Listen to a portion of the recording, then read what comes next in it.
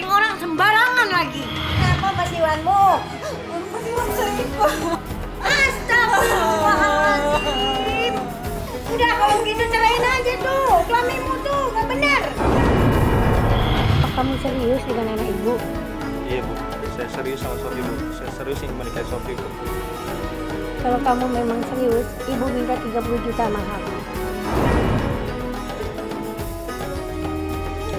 Dan Tuhanmu telah memerintahkan supaya kamu jangan menyembah selain Dia. Dan hendaklah kamu berbuat baik pada ibu bapakmu dengan sebaik-baiknya. Jika salah seorang di antara keduanya atau kedua-duanya sampai berumur lanjut dalam pemeliharaanmu, maka sekali-kali janganlah kamu mengatakan kepada keduanya perkataan "ah". Dan janganlah kamu membentak mereka dan ucapkanlah kepada mereka perkataan yang mulia. Dan rendahkanlah dirimu terhadap mereka berdua dengan penuh kesayangan dan ucapkanlah, "Wahai Tuhanku, kasihilah mereka keduanya sebagaimana mereka berdua telah mendidik aku waktu kecil." Quran Surat Al-Isra ayat 23 dan 24.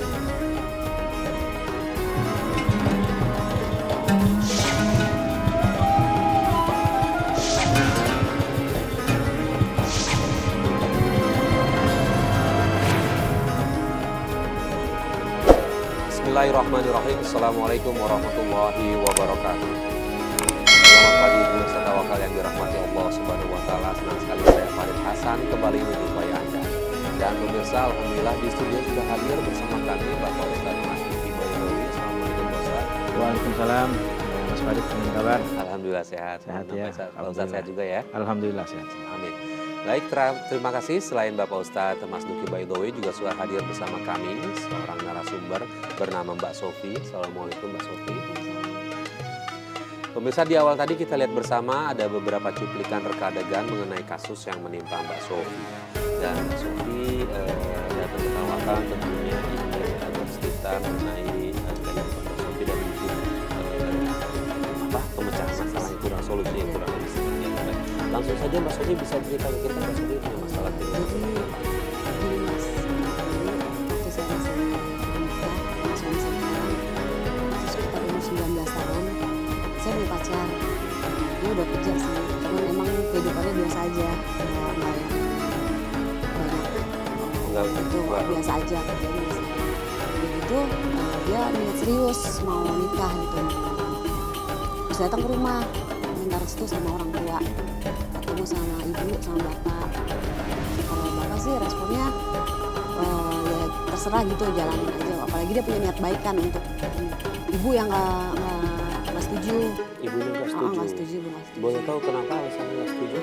Nggak tahu juga, dia cuma bilang katanya udah nggak kelihatannya juga nggak ini auranya kayak nggak cocok gitu sama mama gitu. Terus bilang kenapa sih mak, kan dia juga udah kerja gini-gini. Ya udah pokoknya nggak setuju, nggak tahu deh kenapa, jelasnya nggak tahu. Ibu sama mama sama papa juga sempet yang kayak papa kan nggak apa-apa lah orang dia mau jalan, yang penting dia udah dilihat agama udah sama ya kan, terus udah ada penghasilan juga. Cuman mama kekeh gitu kayak nggak setuju gitu. Jadi ya sering gimana, tapi akhirnya kita tetap ini juga sih masih menikah. karena kan bapak tetap ngerestuin. Cuman tetap tanpa restu dari mama. Jadi nggak pakai gimana gitu, cuma nikah. Oke, setelah akad nikah ada resepsi pernikahan? Nggak ada. Tidak ada. Nah, pada saat akad nikah ibu ada tapi di sana. Cuma sebentar aja sih. Abis itu udah langsung kayak yang nggak suka gitu. Udah sebentar aja udah abis itu. Sebentar aja. Oke, Pak Ustadz nih pernikahan tidak direstui oleh ibunya nih Pak Ustadz, bukan oleh kedua orang tuanya atau orang lain. Bisa dikatakan tetap sah Pak Ustadz? Oh sah. Sah.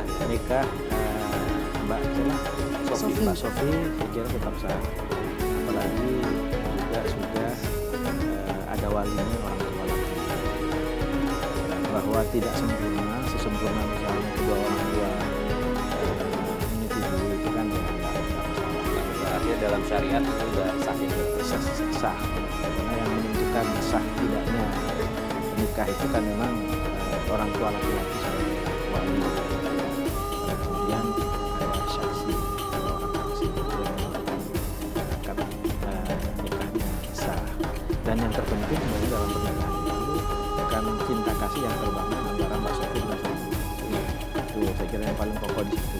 Cuma mungkin ya, ke depan Mbak Sofi itu bagaimana ada pekerjaan rumah buat Mbak Sofi yang mesti diselesaikan pekerjaan rumah itu, yaitu mendamaikan antara ibu dengan suami.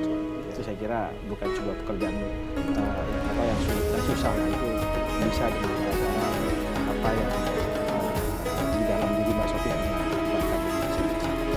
Yang terpenting di dalam keluarga itu memang bagaimana tahap pertama itu membangun cinta kasih di dalam keluarga. Di dalam Al-Quran ada satu konsepsi pertama itu adalah konsepnya sakinah. Sakinah itu membangun ketenangan. Nah, setelah ada sakinah itu ada mawaddah. Mawaddah itu cinta kasih itu. Kemudian yang ketiga, tahap ketiga itu adalah yang disebut dengan rahmah. Jadi kasih sayang. Nah, kasih sayang itu memang mulai dari sakinah, mawaddah sampai ke rahmah, kasih sayang itu memang harus melingkupi tidak hanya Mbak Sofi sama suami, tapi juga adalah keluarga secara keseluruhan. Baik, nah kemudian Mbak Sofi setelah menikah, bagaimana hubungan Mbak Sofi dengan ibu? Hubungannya nggak baik sampai sekarang. Sampai sekarang ya, karena kan waktu itu kan saya kan tinggal sama orang tua, sama ibu, numpang dulu kan gitu. Itu suami juga di situ ngerasa nggak dihargain kan, karena kan ibu dari awal emang udah nggak suka. Jadi pernah satu waktu dulu pulang kerja mau makan kan, ambil piring, terus tiba-tiba ibu datang ke dapur bilang, itu ambil piring sembarangan aja, ngambil piring, ditarik piring langsung. Saya coba nengahin, mah namanya piring kan sama aja gitu kan. Terus mama langsung bilang katanya, ini nih begini nih kelakuannya, kamu tuh saya urus dari kecil, sekarang malah kayak gini sama orang tua, kebawa-bawa sama suami.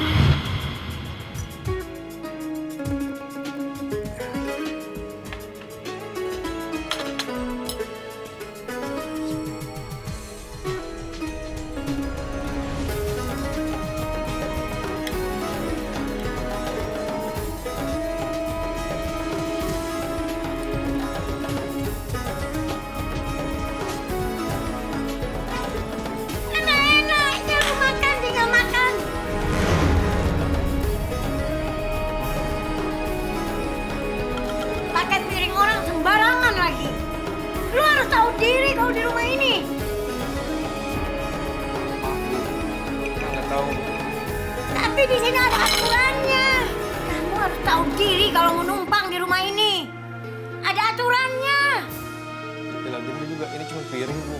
Tapi ini piring ibu, kamu nggak bisa sembarangan pakai. Ada apa sih Bu, marah-marah? Tuh, ajarin suamimu di rumah ini. Ada aturannya. Dari situ suami besok-besok langsung kayak yang ngerasa nggak ada harganya ya, minta pindah. Emang sih cuman ngontrak tempat kecil aja Pak Ustadz, cuman dia di situ ngerasa lebih ada harganya jadi suami. Cuman ya itu kendalanya, kalau saya mau ke rumah suami suka nggak mau, karena dia ngerasa kan ngapain kesana juga, orang nggak pernah dianggap juga kan gitu. Makanya sering denger kalau ceramah-ceramah ya, gimana denger, kalau mau nyari surga tuh katanya mau usah jauh-jauh, ada sama orang tua, terutama ibu, katanya kan ibu-ibu, katanya ibu-ibu. Jadi ada yang bilang juga kalau udah nikah sama suami kan harusnya. Jadi gimana ya Pak Ustadz, jadi kayak dilema gitu ya. Bagaimana menyikapi seperti ini, Pak Ustadz? Iya, tadi yang disebut oleh Mbak Sofi itu ada sebuah hadis sahih yang menyatakan bahwa al-jannatu tahta aqdamil ummahat. Jadi bahwa surga itu di bawah telapak kaki ibu. Maksudnya itu adalah bahwa surga itu ada di bawah pengabdian seorang anak kepada ibunya. Kenapa ibu? Ibu saya kira sebagaimana kita tahu bersama adalah di dalam keluarga antara ayah dan ibu yang paling tersiksa di dalam proses membesarkan anak itu adalah ibu. Sehingga maka Rasulullah menggambarkan dengan alegoris yang sangat indah bahwa surga itu